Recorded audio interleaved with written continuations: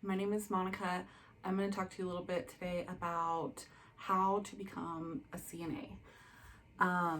There's different ways you can become a CNA. You can attend a program that is sponsored by a facility, so it takes place in the facility, so you do your education on hand in the facility. You can do the same thing kind of in a hospital where they train you, and it's really just kind of they put you to work and you meet these specific requirements. um, I went to a facility called Job Corps, and I know they have them all over the United States. I'm not sure if they're operating now, but they will pay for your certification. They will teach you how to apply for jobs. They will help you apply for jobs. It's a really good program. It is beneficial for people who kind of don't know what they're doing or don't really have a lot of options in their area, which is how I ended up there. Um, but I'll make another video about that. um, so there's that option, and then there are obviously private owned organizations that do classes every month, every 2 months, twice a year, etc. There's community colleges.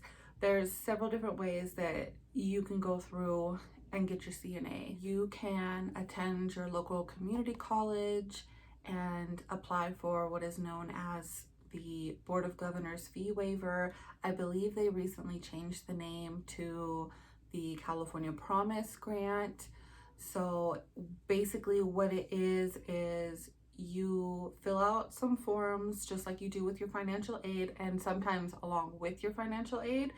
And if you're approved, they will pay for your tuition. They waive your tuition so that the only expenses that you have are technology fees or specific class fees and the cost of your books.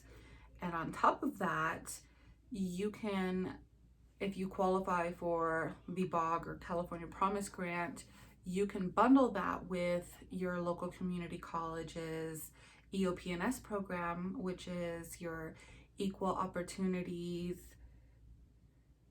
Programs and Services. And you can also bundle EOP&S with your local CARES program, which will pay for or provide on-campus childcare to people who have young children. Through these, you can pay for your program 100%, and it doesn't just stop at CNA. You can use it for anything that you're taking at the college. There is a limit, but I believe it is 60 units. So you can get an associate's degree free in California if you utilize these services. Another way that you can get your CNA paid for is through any local workforce alliance programs. I have one in my town, and they work with you to where they will pay either 100% or a portion of your program costs depending on your financial situation. They will also pay for your books. They will pay for uniforms. They will pay for any kind of accessories that you need. They will pay for testing costs. They will buy you a pair of shoes.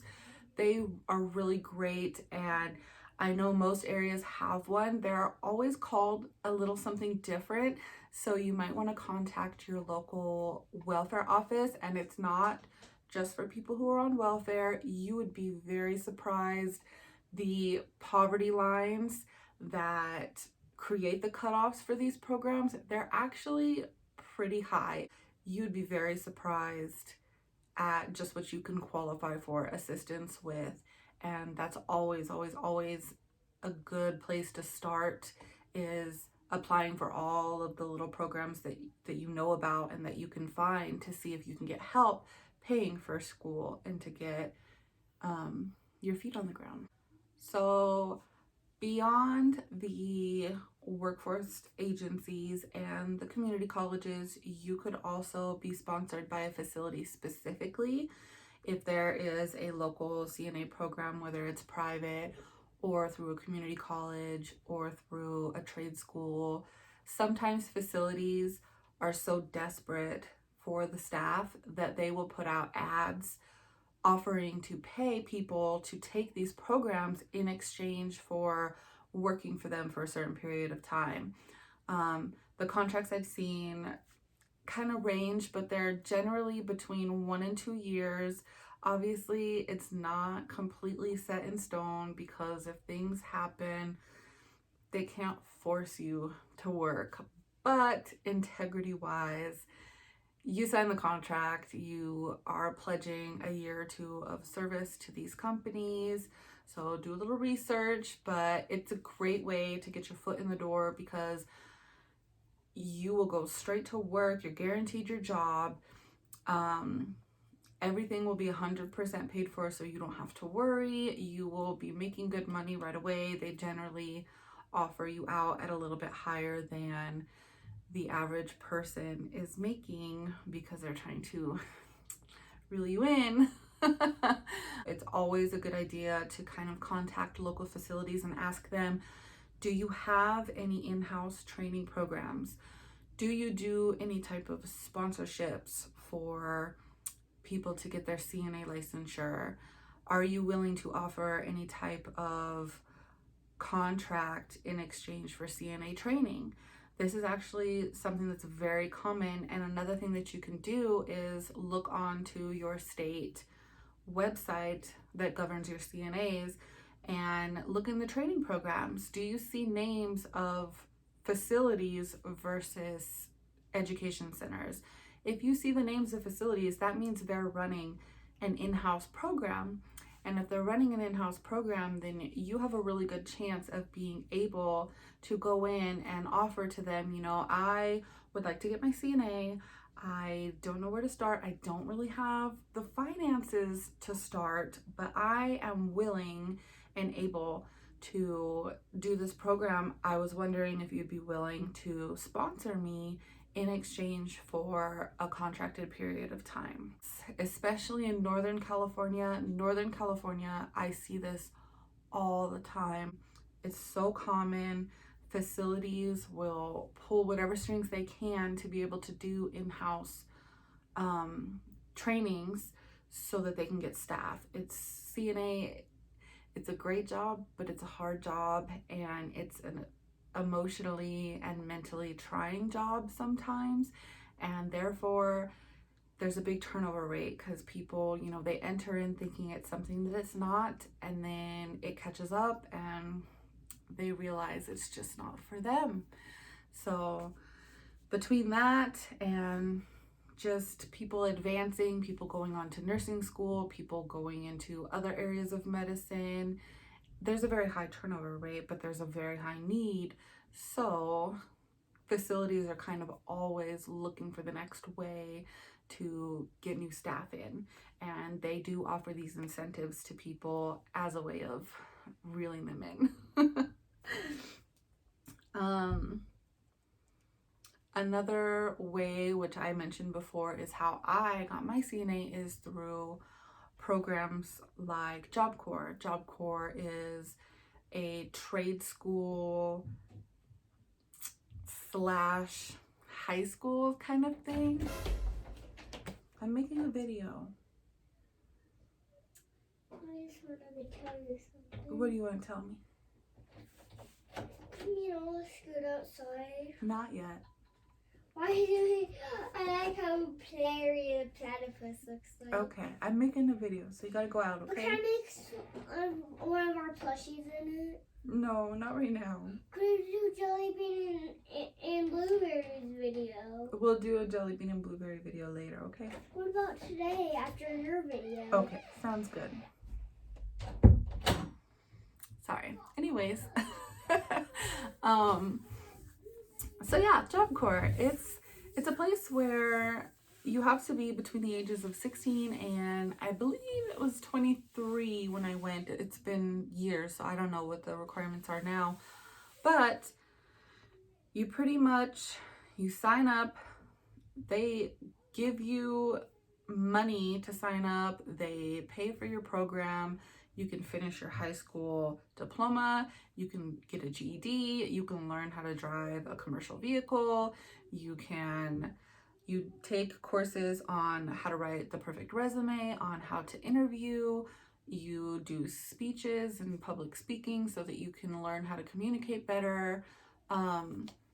They help you with basic life skills such as how to find an apartment, how to post your job resume, how to behave in a professional environment. They have on-campus housing. It's all income-based, but it's based on the individual. So if you're 16 and you're applying and your parents make a load of money, but you make none, you get in. It's based on you, not anybody else, which is great. When you finish Job Corps, they give you, I think it was $1,500 when I finished, as like a bonus to get into the real world, pretty much. Whatever you want to do with it, it's yours. They will provide you with computer if you want. There's all sorts of benefits to Job Corps, and I do recommend it to people who need that, but it's just one of the many options that you have. So if you don't need to go and stay in a Job Corps, obviously I'm not saying go stay in a Job Corps, but if it's something that's available to you, go for it. It's worth it. Another way that you can get your CNA for free is through a sponsorship through your employer if you're working in another job title. An example of this could be a housekeeper in a hospital. You know, you hear there's going to be a local CNA class and you know that your facility needs them. You can approach the nursing supervisor and say, hey, there is a CNA class that's going to start at such and such date at this place, and I know you guys have a need, so I was wondering if there's any way we can negotiate a sponsorship so that I could do it and change my job title to be a CNA for you guys. And sometimes that's something that they would be willing to do. And I've recently seen that happen where housekeepers took a local CNA class that was sponsored by a facility that they already worked at.